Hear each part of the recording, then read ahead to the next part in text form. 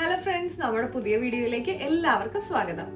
നമ്മൾ ഇന്ന് തയ്യാറാക്കാൻ പോകുന്നത് ഈസിയും ഹെൽത്തി ആയിട്ടുള്ള ഒരു സ്പെഷ്യൽ പുട്ടാണ്. അതിനായിട്ട് ഞാൻ ഇവിടെ എടുത്തേക്കുന്നത് കോൺഫ്ലേക്സ് ആണ്.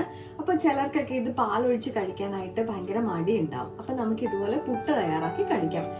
ഞാനിപ്പോൾ ഇവിടെ ഒരു 3 കപ്പ് അളവിൽ കോൺഫ്ലേക്സ് എടുത്തിട്ടുണ്ട്. നമുക്കിനി ഇത് ലോ ഫ്ലെയിമിലിട്ട് ഒന്ന് ഡ്രൈ റോസ്റ്റ് ചെയ്തെടുക്കാം.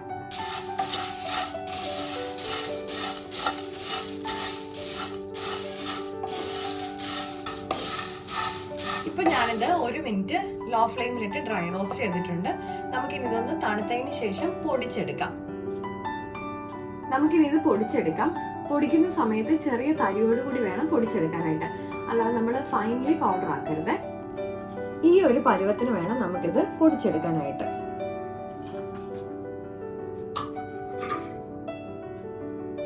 ഇതിലേക്ക് ആവശ്യത്തിന് ഉപ്പ് ചേർക്കുക. നമുക്കിനി ഇതിലേക്ക് ലേശം ക്യാരറ്റ് അരിഞ്ഞതുകൊണ്ട് ചേർത്ത് കൊടുക്കാം.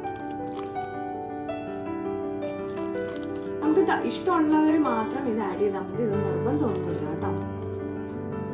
നമുക്കിനി കുറേശ്ശെ വെള്ളം ചേർത്ത് പൊടി നനച്ചെടുക്കാം. കട്ട കെട്ടാതെ പതിയെ വേണം നനച്ചെടുക്കാൻ.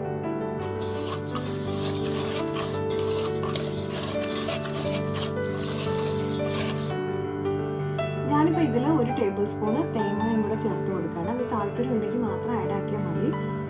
പുട്ട് കംപ്ലീറ്റ്ലി ഒരു ഫ്ലേവർ ഉണ്ടാവാൻ വേണ്ടിയിട്ടാണ് ഞാൻ ഇങ്ങനെ ചേർത്ത് കൊടുക്കുന്നത്.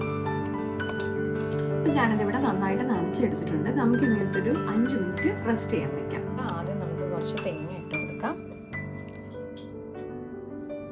അതിനുശേഷം നമുക്ക് നനച്ച് വെച്ചിരിക്കുന്ന പുട്ടിൻ്റെ പൊടി ഇട്ട് കൊടുക്കാം.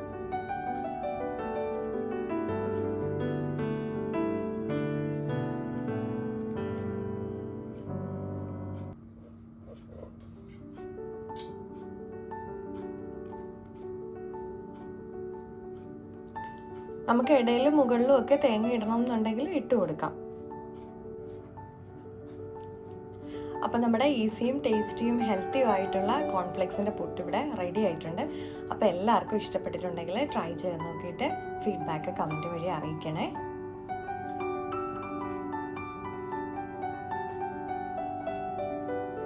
അപ്പം നമ്മുടെ വീഡിയോ എല്ലാവർക്കും ഇഷ്ടപ്പെട്ടിട്ടുണ്ടെങ്കിൽ ലൈക്ക് ചെയ്യാനും ഷെയർ ചെയ്യാനും സബ്സ്ക്രൈബ് ചെയ്യാനും മറക്കല്ലേ. മറ്റൊരു വീഡിയോയിൽ കാണും വരെ നന്ദി, നമസ്കാരം.